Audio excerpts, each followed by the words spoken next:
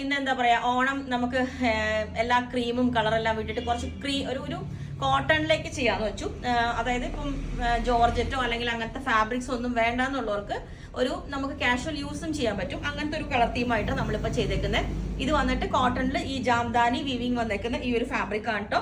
അത് ഈ ഒരു ക്രീമിലോട്ട് തന്നെയാണ്. അപ്പൊ ഞാൻ വിചാരിച്ചു ഇത് കോട്ടൺ ഇഷ്ടപ്പെടുന്നവർക്ക് ചെയ്യാലോ എന്ന് വെച്ചിട്ട് ഇതുപോലെ ഒരു പ്രിൻസസ് കട്ടിന്റെ ഒരു യോക്കെല്ലാം വെച്ചിട്ട് ഇതുപോലെ ഒരു പ്രിൻസസ് കട്ടിന്റെ യോക്ക് വെച്ചിട്ട് ചെറിയൊരു ലൂപ്പെല്ലാം വെച്ച് ക്ലോത്ത് ബട്ടൺ എല്ലാം ആഡ് ചെയ്ത് ഇതിന് ചെറിയ പഫ് സ്ലീവ് എല്ലാം വെച്ച് ഒരു ഫ്രോക്ക് പോലെ ഒരു സിമ്പിൾ ആയിട്ട് ചെയ്തിട്ടുണ്ട്.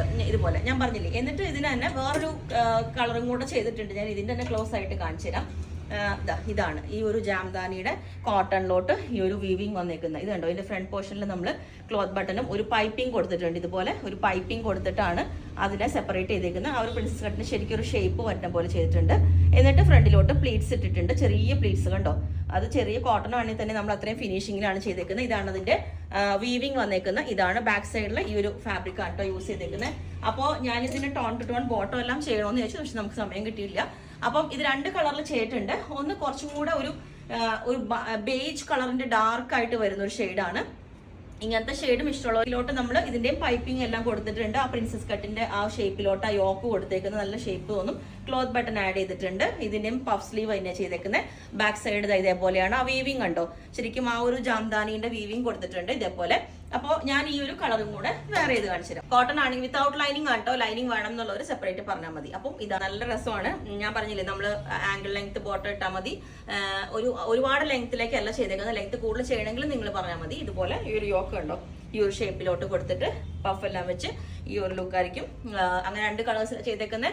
വിത്തൗട്ട് ലൈനിങ് ആണ് ഞാൻ പറഞ്ഞു. അപ്പോൾ ലൈനിങ് വേണം. ഇതിന് ഒട്ടും ട്രാൻസ്പെറന്റ് അല്ല. പിന്നെ എന്താ പറയാ, നിങ്ങൾക്ക് വേണമെങ്കിൽ ലൈനിങ് ആഡ് ചെയ്യാം. സ്ട്രിക്റ്റുള്ള പാറ്റേണിലേക്കും ചെയ്യാം. പക്ഷെ നമുക്ക് ലിമിറ്റഡ് മെറ്റീരിയലേ ഉള്ളൂ. ഇനി ഒരു പാറ്റേണും കൂടി ഉണ്ട്. ഇപ്പൊ ഈ ഒരു കോട്ടൺ ഈ ഒരു ലുക്ക് ആയതുകൊണ്ടാണ് ഞാൻ ഇതിന്റെ തന്നെ ഒരു പാറ്റേണും കൂടെ കാണിച്ചു തരാം. ക്രീമിലോട്ട് ആയതുകൊണ്ടാണ് കേട്ടോ.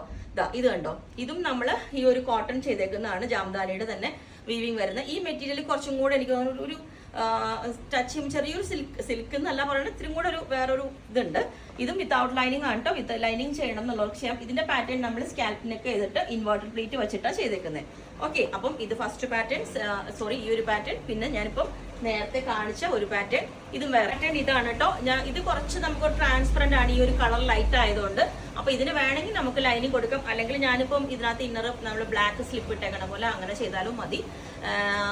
ഇനിയിപ്പോ വിത്ത് ലൈനിങ് ചെയ്യണമെന്നില്ല, കാരണം ഒത്തിരി ഹെവി ആയി പോലോ, ഒത്തിരി തിക്നെസ് തോന്നും.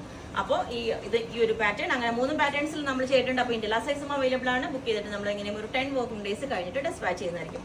അപ്പോൾ നിങ്ങൾക്ക് വേണമെങ്കിൽ താഴെ വാട്സ്ആപ്പ് നമ്പറിൽ കോൺടാക്ട് ചെയ്താൽ മതി. Okay, thank